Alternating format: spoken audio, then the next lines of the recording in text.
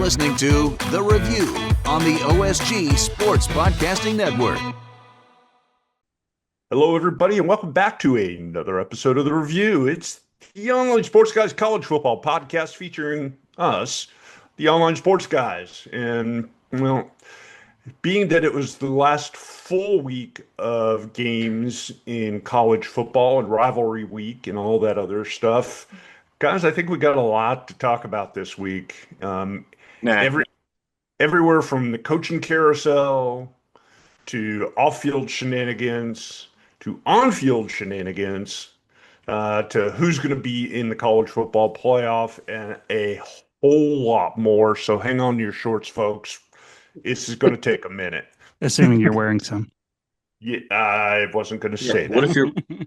What if you're wearing longer pants? Most of us probably are, due to the fact that here in beautiful Smyrna, Georgia, as we tape this, it's roughly 38 degrees and raining. See, Mazel tov. Yes. Thanks to the framing of my camera, I could be straight up Winnie the Poohing it and nobody would know. Yeah, also known as the most miserable kind of weather known to man. Mm-hmm. Guys, I guess we got to start with the thing that everybody seems to be talking about, even more so than the college football games, and that's the saga of Lane Kiffin. Drink. Which I'll just say is one of the dumber things I've ever seen, in the fact that it just exposes the ruthless business, have no loyalty side of college football if I've ever seen it. What are your thoughts? Wait, comma, no, comma, I'm shocked, ... Oh my goodness, Lane Kiffin acting weird. Yeah, that never happens. I haven't seen a made-for-TV drama like this since the Thornbirds. The funniest thing that could possibly happen is he leaves, then LSU's former coach Kelly goes to Ole Miss and wins the national championship this year. See, now I thought you were going to say their former coach Ed Orgeron comes back, and the two of them Orgeron ends up as one of his coordinators when he goes to Red Stick. He wants to come back in coaching. He really does. So we'll see. But I don't know that Ole Miss may agree to that, but to me, that arguably is the most offensive thing about this all, is the fact that he wants to come back and coach them. He's already said that the team's not good enough for him. I don't know how many other ways you could say that I don't think you're that good, but because you're walking out essentially with a chance to win a national championship at your current place, and you're saying, yeah, you guys aren't good enough, I'm going to go somewhere else. And well, I don't even that alone should even know. Qualify him for I'm coaching. interested to hear what the locker room has to say with it. And that's who should ultimately decide, because, you know, the kids are going to leave with them already got that made up in their mind. Mm-hmm. I mean, it's pretty much a foregone conclusion what's going to get announced later today. Yeah.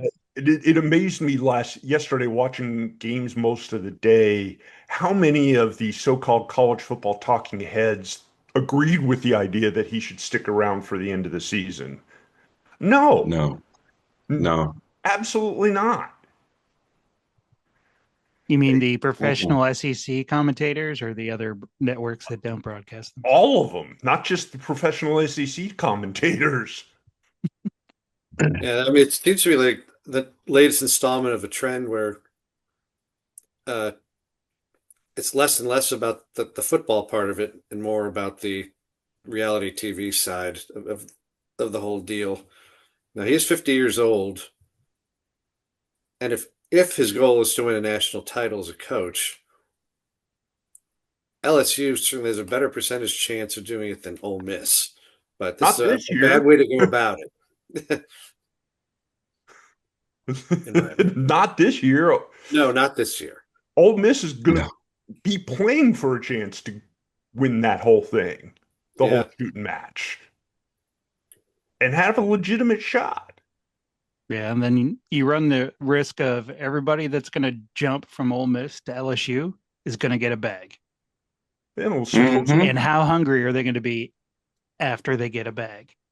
Yeah, the latest update here in the last hour is he's threatening if they don't let him coach that in the playoff that he's going to just take his whole staff with him. Bye. That would be funny. I'm sure there's some GAs that would love the opportunity to prove their worth on that campus. And fine. I'm serious. Look, at this point, if he wants to go, let me check something really quickly. But look, if you want to go, bye. I'm not in a position to sit there and say, well, yeah, I want to coach my team, even though that I've made a point to want to go. No, you're gone. You're done. You're out the door. You have decided that you don't want to be here anymore as coach. Oh, but I want to. So you want a championship out the door. You want a chance at a championship out the door. But you still want to be employed at a new school starting the second that season is over, whenever that is. No, you've already signed it. You're out the door. You don't want to be here anymore. I don't want anything to do with you. The players are going to go anyway. And just no, that's not how this works.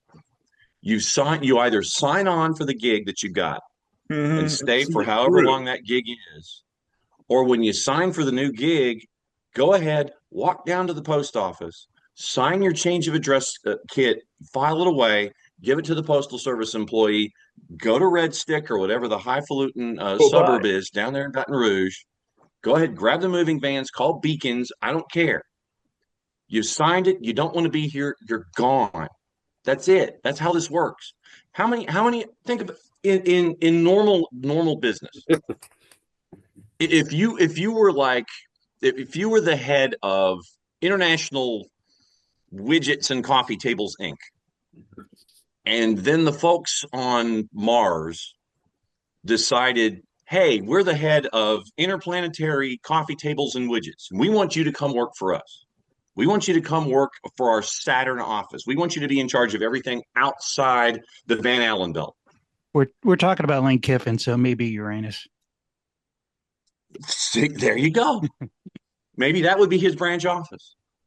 So you are told, hey, we've got the spaceship ready for you. We're gonna line up Viking 5. We're gonna hit the rocket. You're gonna leave, and you're gonna go to your new gig. No, I want to stay. I want to stay here on Earth, and I want to finish the fiscal year here at International Widgets and Coffee Tables. No, that's not how this. How many other businesses would give a CEO the chance to stay at his old gig to finish out the fiscal year, when you've already signed on to be the new CEO at someplace else? Zero. And let's be honest, Ole Miss does not want to pay him his playoff bonus when he's leaving right after they exit the tournament at the end of the year. No, if I'm Ole Miss, I want my buyout money in full, no questions asked. I want my buyout money. You're not getting an extra bonus as you're leaving to decimate my roster. Yeah. Eat it. To give you even a less complicated example of what John just said, in my business, we had, was it 3 people agree to go work for a startup competitor that was is trying to get established in the business I currently work in. They took a deal with them and said, I can give you my 2 weeks. And my place of work said, nope, you're gone. When am I gone? Now. Sweet. 15 minutes to clean out your desk. Yeah. And no questions asked. You're gone now. That's how it works in business. That's how it works in real life. College football is not real life. And this is the screwed up part of the college football coaching carousel, is that they can do this before the season ends. You should not be allowed to poach another coach until the season's over. Baseball doesn't, well, no, I shouldn't say baseball doesn't do that. But business doesn't do that. You don't see it happen in professional sports. You see it happen in college sports. You can do it pretty much on a whim. If you want to wave enough money in front of somebody after week 3, you can have a new coach. Fix the calendar so this doesn't happen as much. With the portal being where it is, it forces a lot of these coaches' decisions because you've got a set amount of time that you can grab people from the portal, and it pushes up that window of hiring and firing because of that window. Yeah, you got coaches getting fired in the middle of the season, which that part I get. It happens. Teams get dissatisfied, teams start tanking, they have problems. You want to go in a different direction, but you should not be able to hire a new coach until that season ends. But you do. It's economics. I get it. And it goes without saying what this speaks about Lane Kiffin. Loyal, I'm not even sure he knows how to spell loyalty, apparently. ME. Yeah. I mean, we live in a college football universe now where players are opting out of bowl games. They haven't I mean, opted I out of. get it. I get that. That's the economics of the deal. You're looking out for yourself as a commodity. I get that. Yeah, and this is different And than. because Florida State had 98 gazillion players opting out and we had an injured quarterback, guess who didn't get to go into that particular season's late season miniseries? That'd be us. Yeah. What do you think that says about a coach that wants to decide that he wants to stay or leave? Yeah.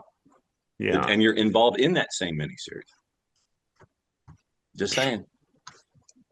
Yeah, and I can't believe this is the topic that dominated conversation when you had one hell of a good week of college football games, but yet here we are. Drink. Mm-hmm. Speaking of those games, guys, why don't you say we start talking about them because there's going to be some interesting fallout from what happened here over the past week. No bid league. No bid league. Yeah, that would be your friends at the ACC here, which we'll get into in a few minutes. Just a brief mention of Tuesday's MAC action because UMass completed the offer. Their first year in the MAC, they go 0-12, 0-8 in the conference, and they are officially your toilet bowl champion as the worst team in college Division I college football this season. Did they get relegated or get the first pick? I'm pretty sure they're close to relegated. There's not much of a step they can go below where they already are. Relegation. I don't think they could afford the salary cap hit on the number one selection. They're going to have to play Mount Union in order to keep football on campus. Big shout out to Navy on Thursday. Navy goes 7-1 in the American Conference this season. They take down Memphis 28-17. Nice win for the midshipmen. Moving on to Saturday's action. Might as well start at the top of the rankings and work our way down. The rivalry game, the game that Marty was most excited about going into the weekend. Ohio State finally breaks the jinx. They beat their rivals, Michigan, and resoundingly so. They will be the number one seed going into the college football playoff, as they should be. 27-9, good performance again by Julian Just Saying. 19 for 26, 233, and 3 touchdowns. Did Ohio State answer any questions that we had about them being the top team? How could they not? Dude, they haven't lost a game in a calendar year now. They lost 14 guys to the draft, their offensive and defensive coordinators, and just kept rolling. People that didn't have to face that, how many of them are undefeated? Who else is undefeated? Indiana? Yep. And they're playing each other. Yep. That's going to be one hell of a good game. Oh. And the best part is I don't care. Anything that happens after this week's gravy. Both teams, I think, will be in the playoff. Indiana playing Purdue. Indiana wins 56-3 in a game we don't even really need to go into any detail about. Also, shout out to Michigan for trying to cheat again, turning off the comms and power on the Ohio State sideline. They put up a fight for about a quarter. I mean, Ohio State showed they can beat you in multiple ways, which they've been doing all year. They give you nothing with their defense. They can grind out long drives. They can hit you with big plays. I mean, it's going to take one heck of a game if they're going to be knocked out. But if anyone can put a game plan together, it might be this upcoming week. Yeah, it might be one of the games of the year. Yeah. the one thing you can say about Ohio State right now is they have not played any close games or much competition outside the first week to really push them hard. I'm curious to see what's going to happen if somebody steps up and goes blow for blow with them, which I think Indiana can do. This is going to in be a great game. Indianapolis. I just got to shout out that defense. Michigan had -8 yards rushing in the second half. Mm-hmm. Bo Jackson outgained the entire team for Michigan. He's Bo Jackson, of course. And my favorite part of the whole broadcast, though, was seeing that Michigan planned before the game to defend the M in the middle of the field for flag planting. And Ohio State didn't try. They went in the stands and sat with fans and celebrated. And that's a good thing. And I got to give Ryan Day credit. You know, he went out there to Sharon Moore and said, Sharon, we don't want anything to happen. We're not planting flags. We need to get everybody off the field so we don't have stupid stuff happen. Yep. Credit to both coaches. Big on him. And then I don't know if you guys saw his post-game press conference. He's like, I thought about what I would say after I got this win, and I'm choosing to win with humility as, to show what we are as a program, what we are as people. And I thought that was very classy, considering all the stuff he went through last year, having to have security at his house after the Michigan game and all that. That speaks volumes about him as a man, not just a coach. Yeah, respect to him. I will say that Coach Moore did a good thing having that conversation with Day and both agreeing that they did not need to do anything that would cause some problems out on the field after that game. I heard the conversation from the mic. Day told him.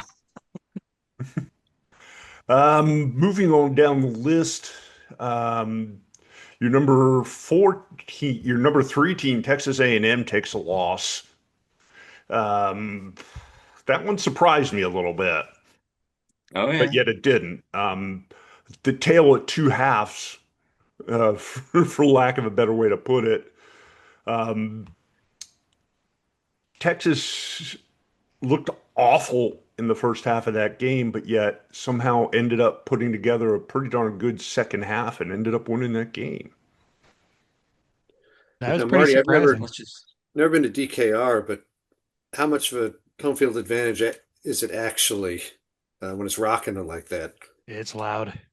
Yeah. I mean, it doesn't sway like when you're in Wisconsin and they do jump around, but that volume, it's not designed for acoustics, and it is loud anyway. It looked like a crazy scene. I mean, that crowd was on one Friday night. Yeah, but that's the advantage of playing a later game. Yeah. Arch Manning had an awful first half and looked like a completely different quarterback in the second half. Much like Texas. Wow. And I give credit to Steve Sarkisian and his staff because they made some adjustments at halftime. And like I said, tale of two different teams, two different games, whatever you want to call it. Texas gets the win. He was 6 of 8 for 128 in the second half. Yeah. I guess this means we should all go down to the. Let's just go down to the corner bottle store and buy out all the champagne. He went 6 for 8 in the second half. Congratulations! It's more the adjustments of the coaching staff after that ridiculous first half he had. I just can't wait to hear the conspiracy theories of gamesmanship and the SEC just trying to get more people in the playoffs. I don't think Texas is going to get into the playoff as much as they would like to. They're not so fast. They are on the fence. I think there's. I know they have quality SEC losses, but they have a really, really ugly loss. Yes, and sorry, John. Notre Dame did not get penalized last year for losing to Northern Illinois, so we'll see what happens here. The decision's going to be made on Tuesday. I think there's going to be I think there's going to be a couple of teams that are going to have a tough argument to get themselves in and are going to be left out. Moving on down the list, the Georgia Bulldogs, clean old-fashioned hate against Georgia Tech. That was clean old-fashioned ugly football. It was. What happened at the end? What happened at the end? Georgia won. They maintained their spot. Yeah, it wasn't pretty. But much like shingles, Kirby doesn't care. Yeah, it doesn't matter what you do during the game as long as you walk away with a W.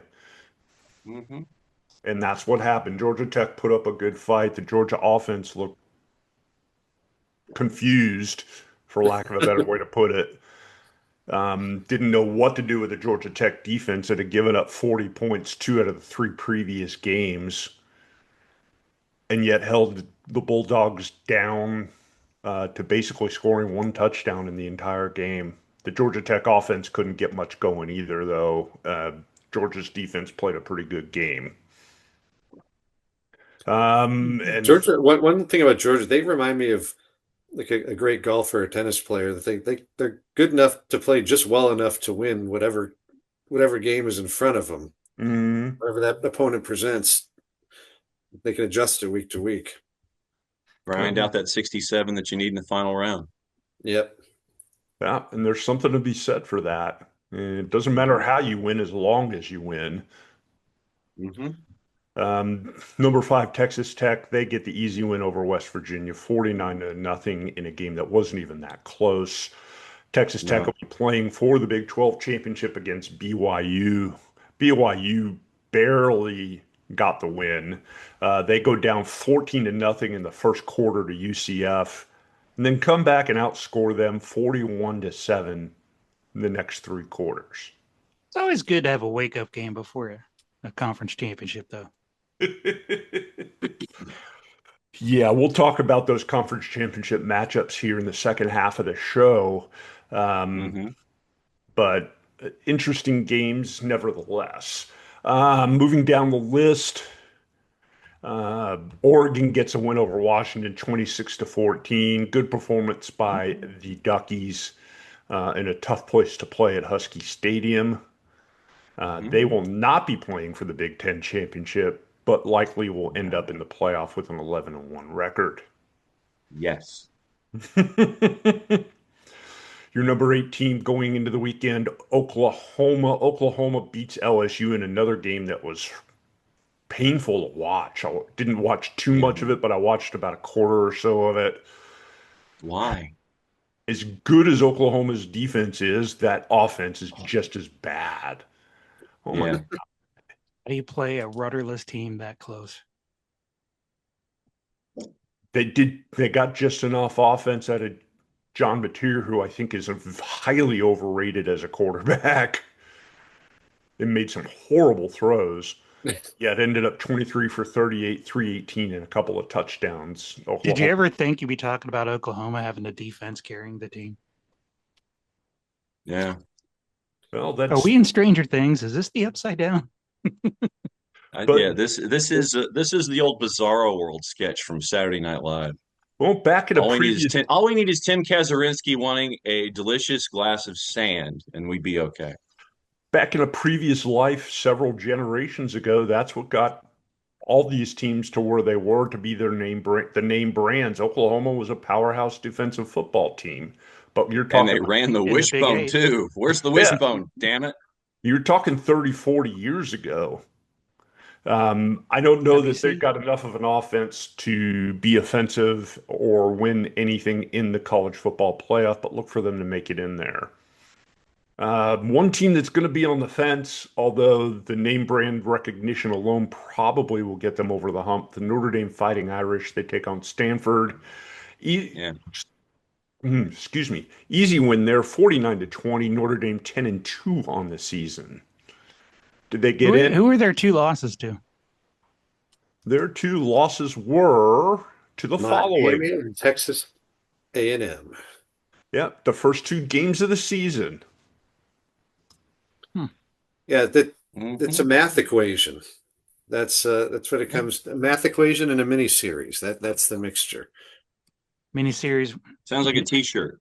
Yeah, mini series matters more than head-to-head matchups. Yeah, we'll see how much the head-to-head part comes into play since it was the first week of the season. We talked briefly. We didn't talk briefly about this, but a game that John attended in person. Alabama gets the win over Auburn in the Iron Bowl, 27-20.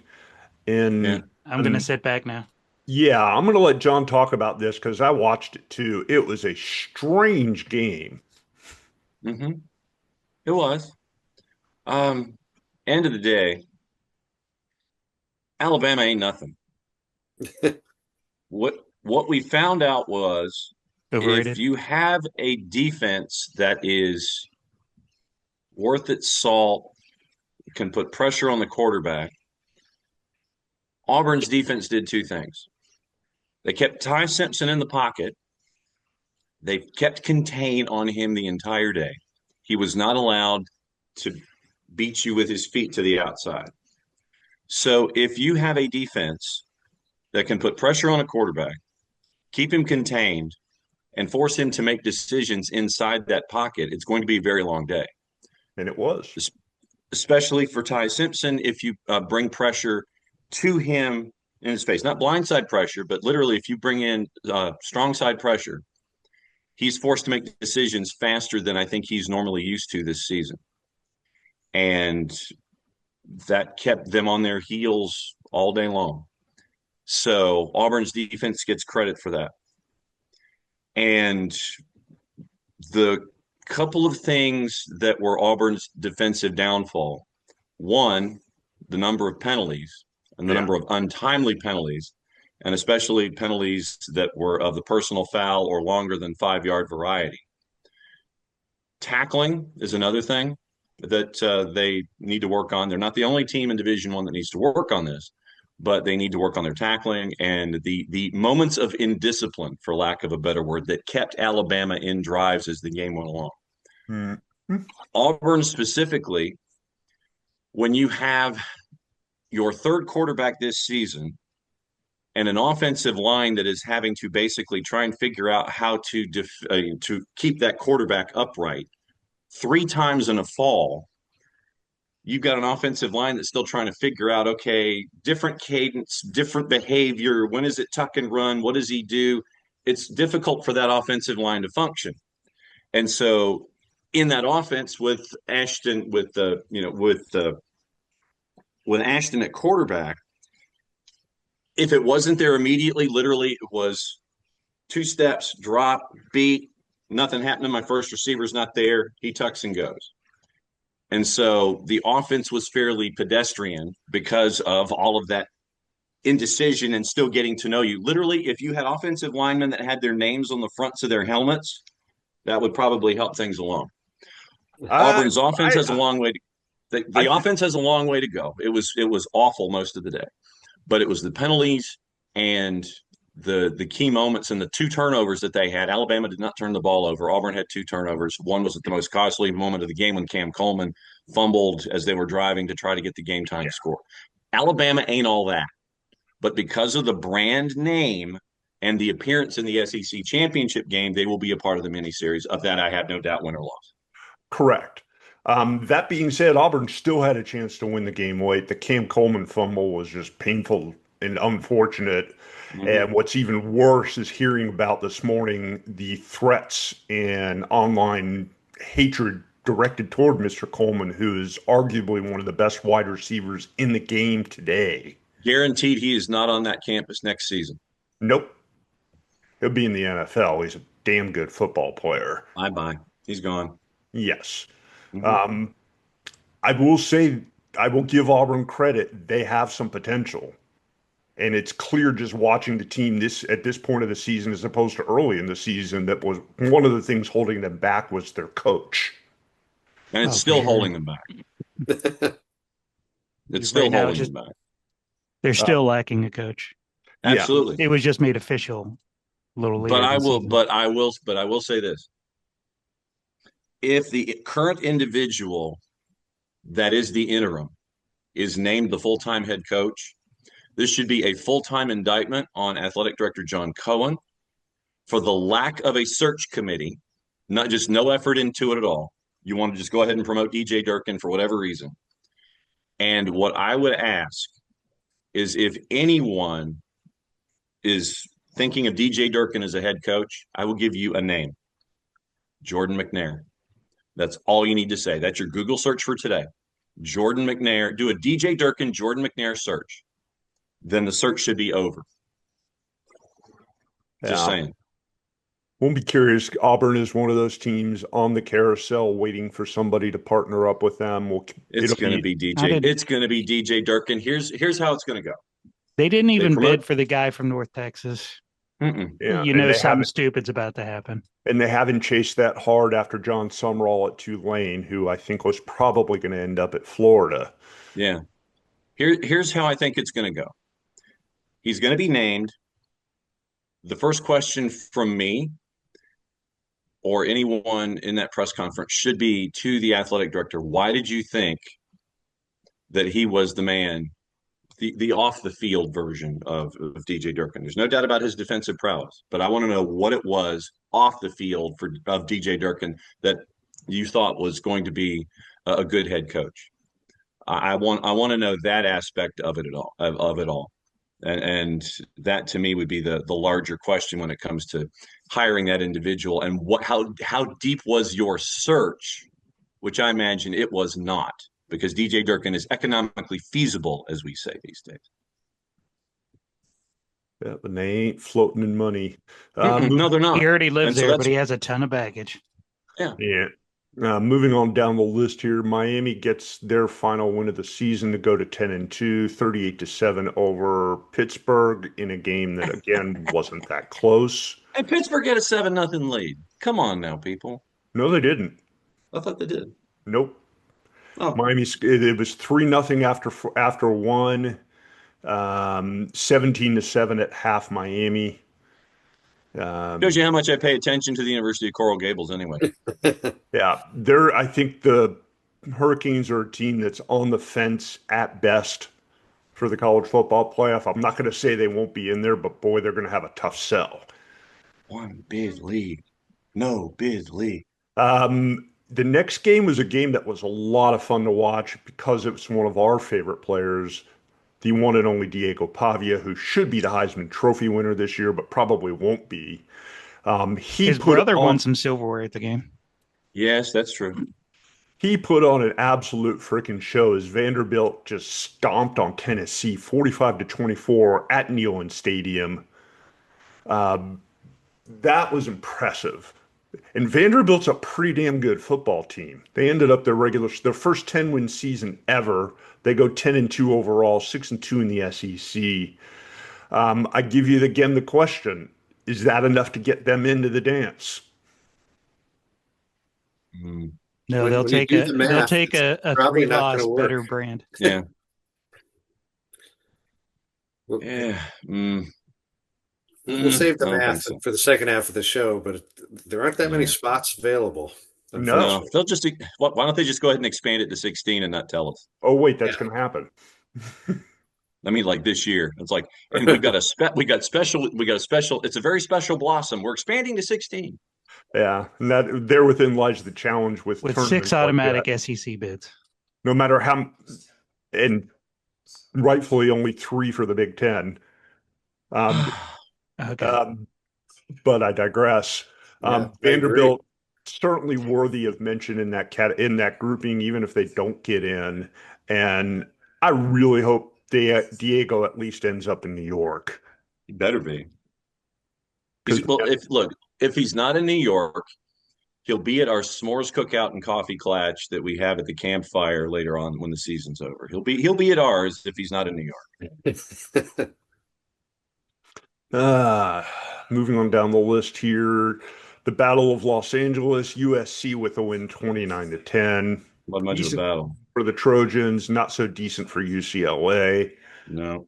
Virginia. The one thing that was interesting about that was flipping back and forth between that and Illinois Northwestern just for the weather difference between downtown LA and Champaign. Sorry, go ahead. The contrast. Just a bit. Yeah.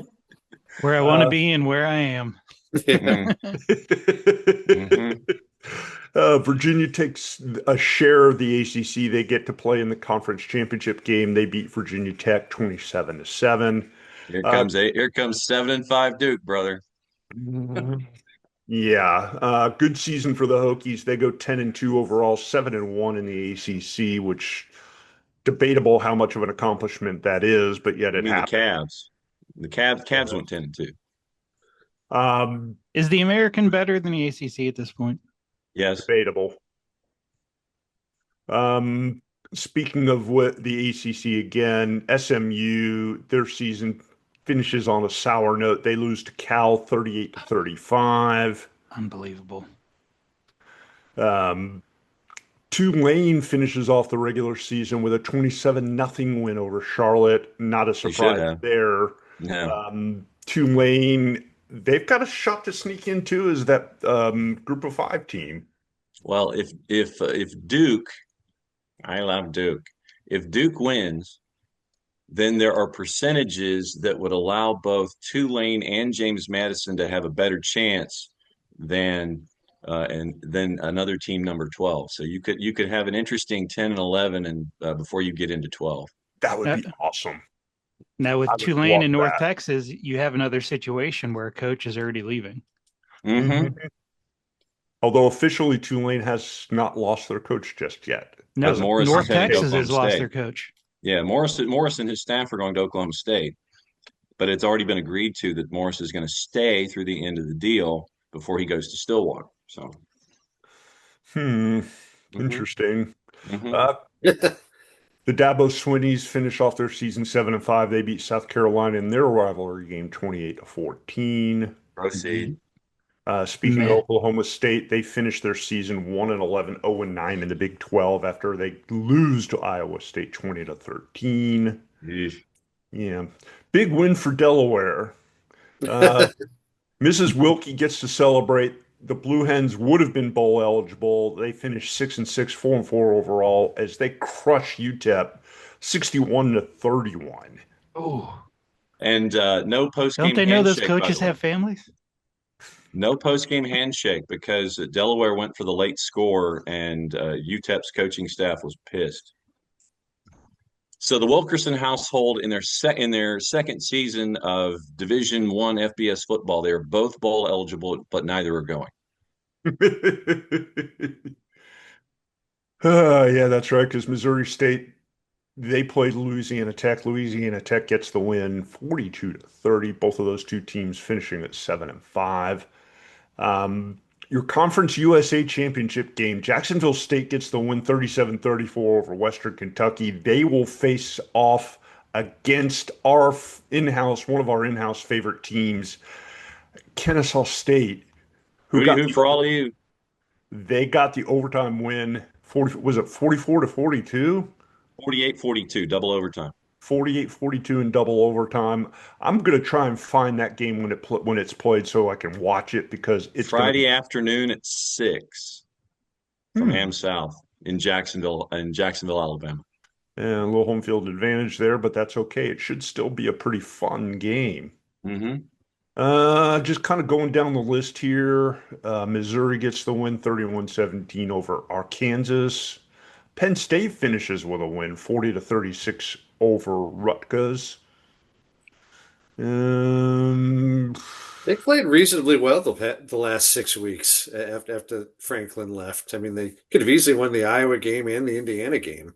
Yeah, Who who would have knew? guessed that they had talent at Penn State that wasn't being used? Who would have Oh, knew? God. Um, Unbelievable. Shout out to James Madison. They finish off their season 11-1, 8-0 in the Sun Belt with a 59-10 win over Coastal Carolina. Got to put up a marker. The Florida Gators trounce John Seminoles 40-21. Oof. Oof. Florida State's not good. Those not No. watching the video version of this podcast just missed something nice. Here, I'll do it again. Big That's shout the out. Katie's middle finger segment of the show. Mm-hmm. Big shout out to Jaden Ball of the Gators who carried the ball a lot. He ran the ball. John is again calling Phil number one.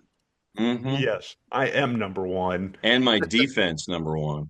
Yes, And Mr. my Ball. offense. Mr. And Ball my carried the coaching ball. staff. Mr. Ball carried the ball 38 times for 266 yards and a pair of touchdowns in the win. Nice performance there. Putting You that give up vote as of many confidence in yards good use. on the ground as you almost had yourself in total offense, people. This is a coaching staff that you're saddled with for a $53 million buyout for another couple of days with your head coach. Give it 2 days, it drops down to like $45 million, but you still have him and the staff as your coach. Yep, they got the dreaded vote of confidence, so it looks like it will be there for next They year. can't afford the buyout. John Fox, The only dread there is for the fans, not for the staff. John Fox, you're fighting Illini, get the win late, 20-13 in the Snow Bowl at Champaign. Fantastic visuals. Proper Here's football. a fun fact about Illinois. They got 8 or more wins in the 3 times in a 4-year span the past 4 years. The last time that happened was 1901 to 1904. I mean, I don't know if that means they are a storied program or they're an epically, whatever the opposite of a storied program is. That But was what a job before by I was born.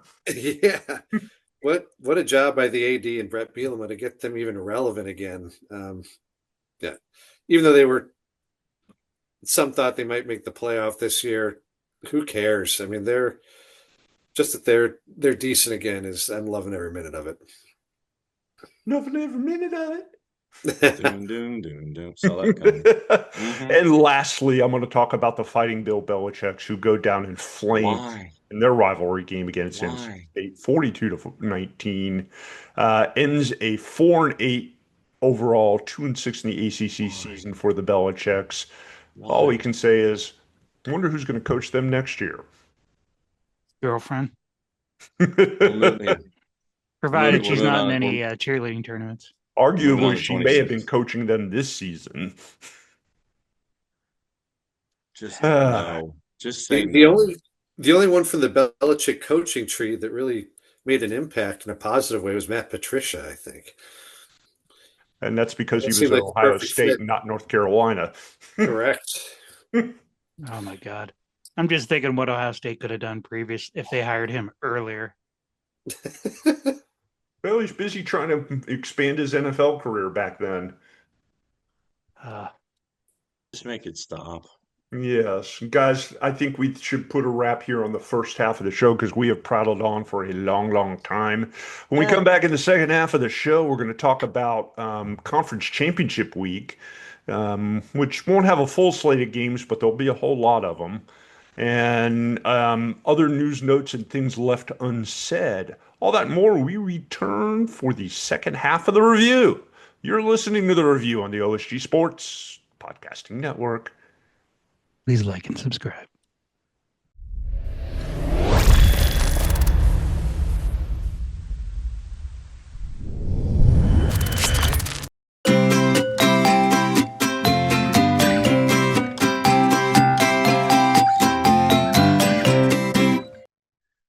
Over here in the OSG Sports side of things, we talk football. Football. College football version here with the college football review every single week. But for those of you that like not just football with 2 O's, but football with a U, Futbol, there's the Soccer Down Here Network. I'm John Nelson. I host the morning show on Soccer Down Here along with Jarrett Smith, Nick Alifi, Jason Longshore. And if you're looking for the best information when it comes to the world of soccer, based in the southeastern United States, but we don't leave anything off the table. 9:05 Eastern time until 11 whenever. Sometimes we go for a while. SDH Network morning show, soccer's morning show, Monday through Friday, plus all the live events we do. It is your place and your source for soccer that is based in the Southeast, but covers everything on the world. SoccerDownHere.net, the Soccer Down Here app, available iOS and Android through our friends at Spreaker. That's like speaker with an R in the middle. Spreaker, do a search for OSG Sports, do a search for Soccer Down Here. All the soccer content all in one place. It is the SDH Network and Soccer Down Here.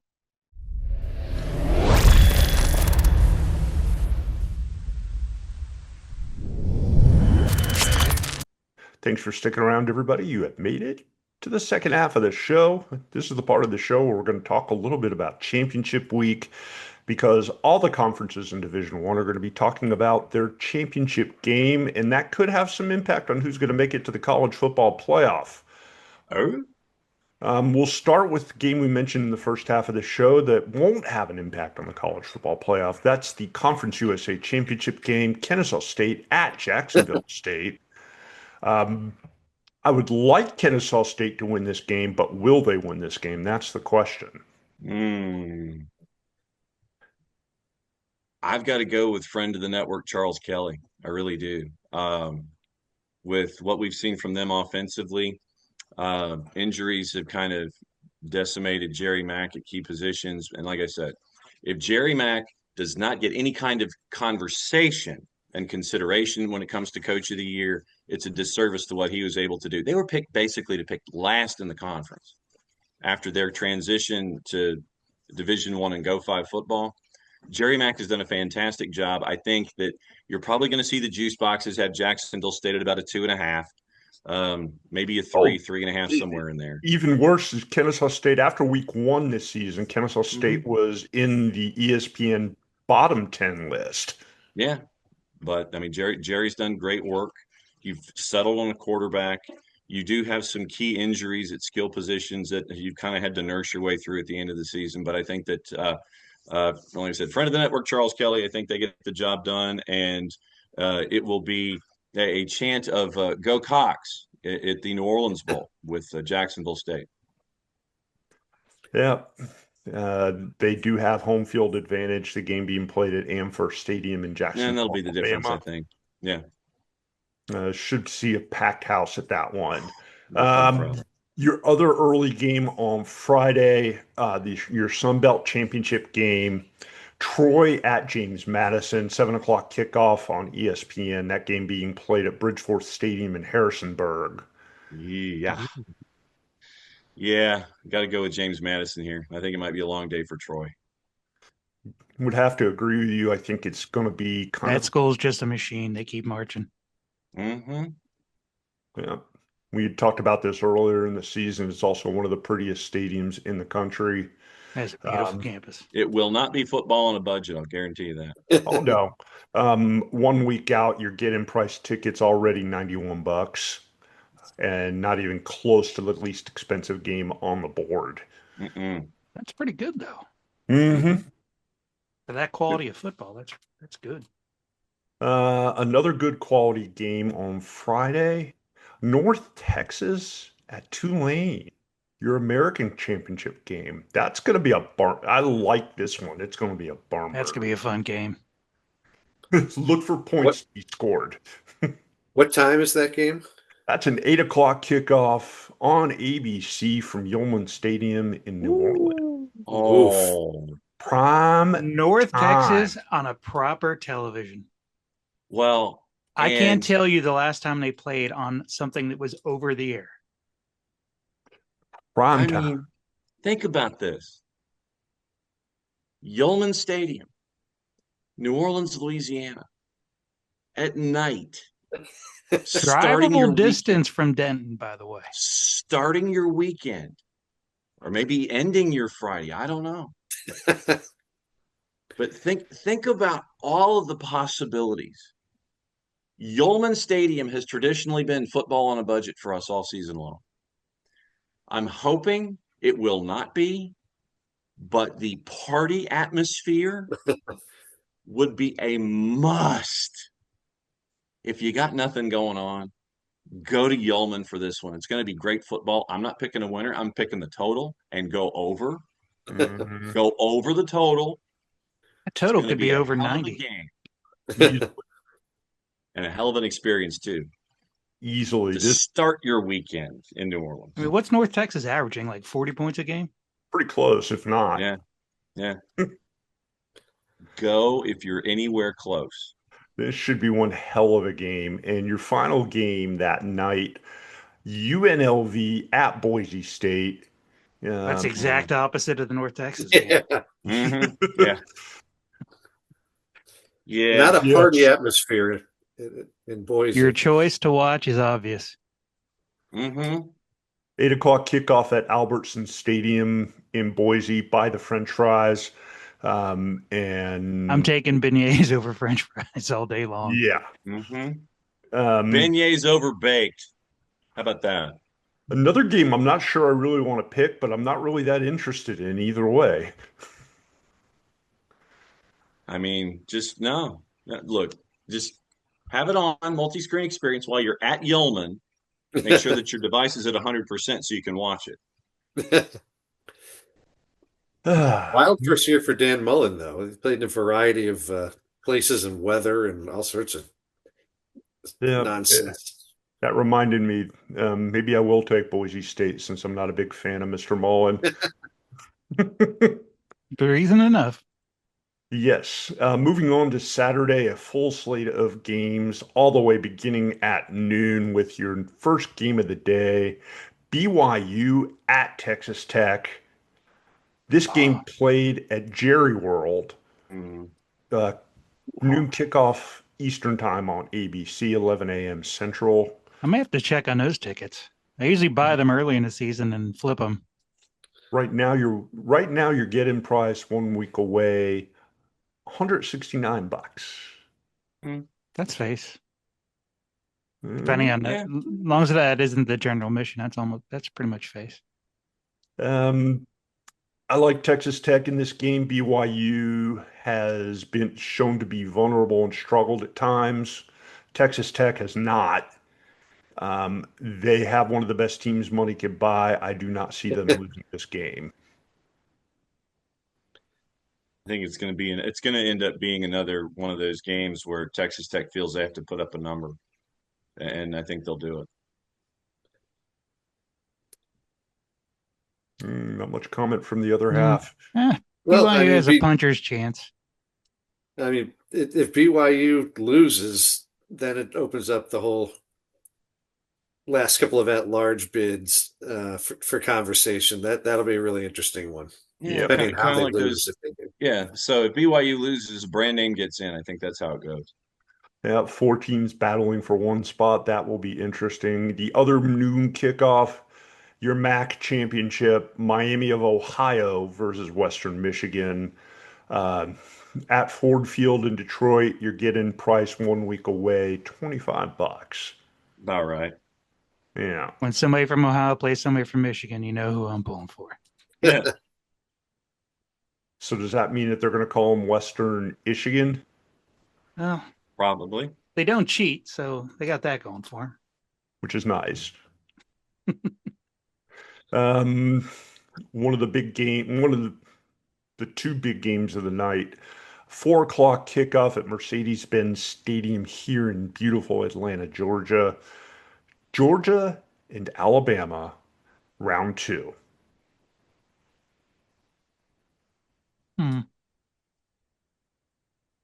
They're going to force both teams into the playoffs anyway, so I don't care. Yeah, I mean, I look, take the under in this game. I think that's your first pick is the under. I think I that's don't your first selection. think either team's going to score a whole heck of a lot of points. Georgia's been a little bit more consistent than Alabama has in the second half of the season, so I'm going to say Kirby breaks his voodoo hex that Alabama seems to have over him, and they get the win in this game. Yeah, it's going I to don't be know if the bye- right. They're Take playing the for a under. bye, Georgia is, but I don't know. Last year that didn't matter, but it might this year. Yeah, I think after the Georgia Tech game and then this game, they would need a bye to catch their breath. Yep. Ahead of the playoff. Should be an interesting matchup. Look forward to seeing that. And then there's the biggie. The 8 o'clock kickoff on FOX. Thank Indiana. God it's not a big noon game for once. Jesus. Yeah, it can't be. Indiana and Ohio State. I defer to our B1Gers here on the show. Yeah, I'll let Marty talk about the game, and then I want to hear what everybody picks and why. No, this is the game you're waiting for. No BS, no, two coaches that have been they've knocked everything out this year. That might be the best game of the weekend. I think it will be the best game of the weekend. I just want to see, is there a hangover from last year? Because when they matched up last year, that was kind of rough. But both teams have been humming. I just want to see how they come out. If they're coming out loose, if one team's coming out tight. I'm kind of worried about Indiana coming out tight. What say you, Mr. Fox? I just don't know. This will be a test to see how good Indiana's offense really is. Mm-hmm. Because if if they can't score, then it really doesn't matter. Ohio State's going to find a way to put up enough points to win. But if Indiana can go toe to toe with them, I agree with you, Phil. No one has stood up to Ohio State this year, and it'll be interesting to see how they react. I mean, this isn't for the national titles, so it'll tell us a lot about what the next month could look like. No, and it's inside on turf. Oof. Yeah. Ohio State, I think you would guess is faster. I don't know overall. Playing on turf that might matter, but Speed much kills. like much like the games last year, like with the Big Ten title game, it told us a lot about Oregon and Penn State, but in the end, it didn't really matter in the national championship side of things. So John, I think just what is go our ahead. get in on that game? Right now, the early line on that game, 1 week away, you're getting priced $361 at Lucas Oil Stadium in Indianapolis. That's single-handedly going to change the economy in that state. Mm-hmm. Yeah. There have been more expensive games this season. Yeah, that was the price coming into this morning. It's just going to go up. Mm-hmm. Mm-hmm. What's the get in at Yeoman? Getting at Yeoman is $69 right now. Nice. Thought you were going to say 6-7. No, Ha ha ha no, ha ha ha. no, no, no. Mr. Not Nelson, your happening. thoughts on this game? Take the over. I want a street fight. I just want the game I want the game to go 3 hours and 45 minutes, and I want to see who survives. But I Yeah. don't think the loser drops a whole heck of a lot. No. I think that no lower than 4 is going to be Remember, the these aren't bottom of SEC this. teams. With the eye test, these are probably the two best teams right now. The eye test doesn't always win games. Mm-hmm. As much as it would be fun for me to say that Indiana wins just so we can give Marty a hard time, I'm not sure that they do. You got to score to win. And I Yeah. mean, how many points has Ohio State given up the entire year? Yeah, they haven't Like played. 90 They total? haven't played Was it anybody 93 or something like that? Total. Yeah. either. 93 total. They haven't played anybody even closely resembling how good Indiana is this season. Is Texas good? They're Not slightly on offense. Texas is slightly above average, and arguably not even that on offense. Just saying, you haven't lost in a year. It's sooner or later you're going to have to call them good. Mm-hmm. I'm not saying that they're not. These are the two best teams right now. If you had to write it down and say who's the best, who looks like they are the best team in college football, it would be one of these two teams. Mm-hmm. Yep. No question. That's why I think you won't have. I think the loser of this one drops to number 3. Mm-hmm. So that way, if chalk works its way through on the mini series, then your championship game could be those two again. Yeah. So they don't meet before the semifinals. You'll have to stagger them out. So This game will set the bracket for sure. Oh, yeah, absolutely. This one, I think the loser goes no lower than 3. And I think that it presents the opportunity for them to meet in a championship game only. You don't want to reset them in a semifinal. Right. This is what I could easily see happening if Georgia beats Alabama. Georgia becomes your number 2, and Texas Tech becomes your number 4 if they win over BYU. I'm still pulling for chaos. Oh, chaos I am makes too. it Don't much get me more fun. wrong. I want Duke to win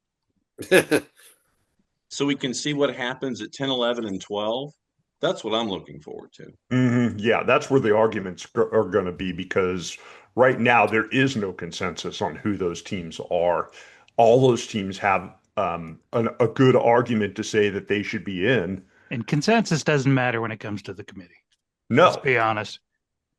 it most certainly does. That committee meets not far from where I live. I'm going to drive by and honk the horn. You and about 1,000 other people. Just scream at them. You're liars. You're not ranking. You're doing TV programming. Yeah. if I were to offer up a list of who's in at this point, I think Notre Dame gets in. Oh yeah, I think Alabama gets in no matter what, as long as they don't get blown out by Georgia, and I don't agreed. think they will. No, BYU drops out when they lose to Texas Tech. yeah. Miami gets in, and then it's just a matter of who's that other team. Miami Notre Dame rematch. Oh, That would be fun. make that your 6-11. That'd be Oh, fantastic. Yeah. gotta see if I still got my Catholics versus convict shirt. Yeah. One note for the coaching carousel: your new head coach at Arkansas, Ryan Silverfield of Memphis. Keep an Um, eye out for Auburn. The early word now is Alex Golish from South Florida in 6 years. did I not So just? I think somebody may have brought that up a little earlier in the show and got poo-pooed. I wonder who that was. Ooh, who? Me. Yeah. So it is out in the ether. It is, as we are talking, not yet official, but it is being linked. It has gone from conversation to being linked, and we are not quite to the white smoke yet coming out of the athletic offices, but we'll see. but And I Twitter think is getting warm. it's a good move for Auburn. I think he can bring some stability to one of the most unstable programs in the history of college football. Um, I like it if they go that route and Yeah. look for John Summerall to end up at Florida, Kiffin to LSU, and then the question becomes who ends up with the Ole Miss job, because that would be the only job of significance out there at that point. Yeah. I'm trying to figure out who would be on page 2 that would be economically feasible for a page 1 gig. Yeah, If Kelly goes there, can he work out some sort of trade to avoid buyouts? Well, I mean, not only Dan is Kid, Mullen. that would be interesting. Mm-hmm. That would Mullen, be well, really but the thing interesting. is, does UNLV have the money? They said to Mullen, yeah, we do. No, we don't. Yeah, we do. Does UNLV have the budget that they promised him? Like, did It's Las Vegas. If they needed the money, they could find it. If they wanted to pony up and pay, they could. Whether they want to or not's a different issue. Penn Mm-hmm. State still got an opening, don't they? Yeah, they do. They too could be left out, but I wouldn't be surprised to see a former NFL coach end up with that job. Yeah. I could see Brian Dayball dabble Yeah.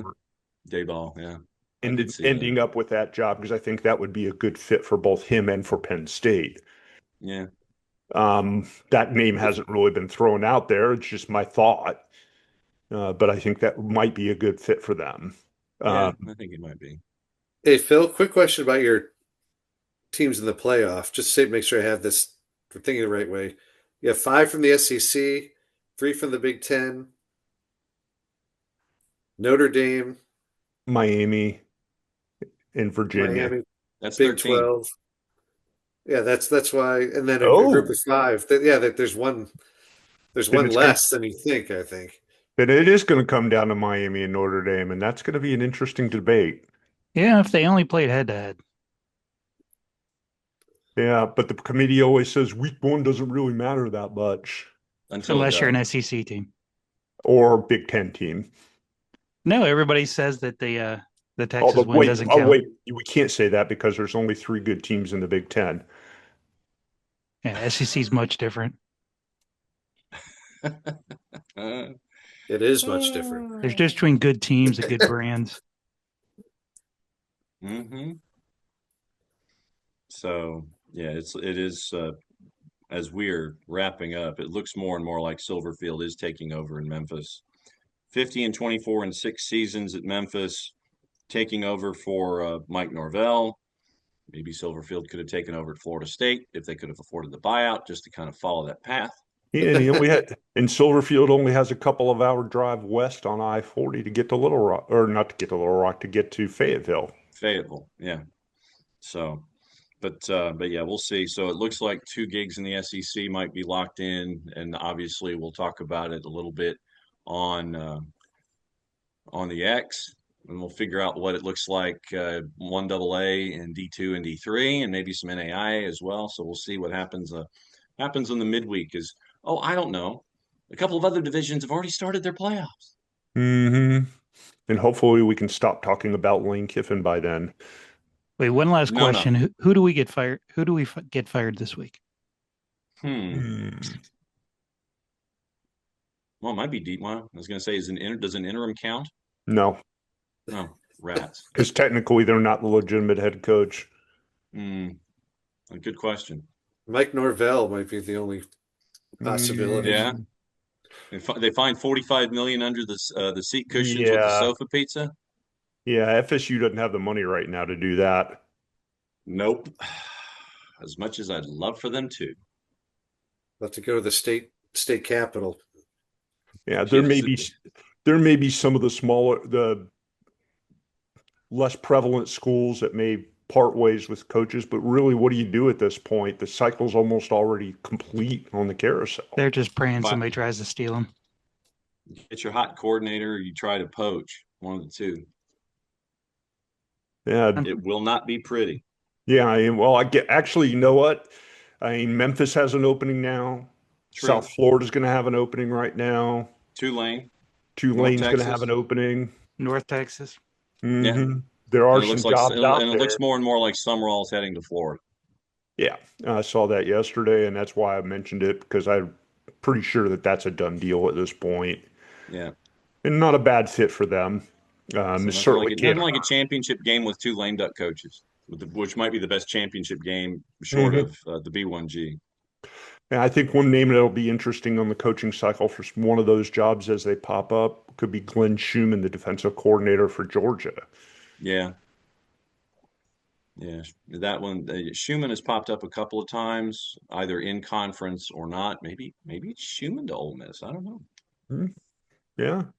I mean, Kirby's defensive coordinators have already look what happened with Dan Lanning. He was the coordinator for them when they won the championship, and he's been wildly successful at Oregon. Yeah, they just don't play Chattanooga State, except when That they was play, last week. except when they play teams at the beginning of their schedule that are along the same lines as Chattanooga State. Just saying. Yes. Guys, what do you say we wrap things up? We have prattled on long enough. Prattle your word of the We day. don't prattle. We have dilly-dally. blathered. We don't prattle. We might dilly-dally, but we don't prattle. We definitely blather, though. Nah. For the entire OSG sports team, we hope you had a great Thanksgiving and got to watch a lot of college football, because we did. It was good stuff. And thank you for sticking around while we talked aimlessly for the last hour and 15 minutes or so. For the OSG sports team, thanks for tuning in. Have a great week. We will catch you again next week. Bye-bye. Who says we're aimless? We always have great aim. Please like and subscribe and finish off those leftovers. Otherwise, you might be getting sick.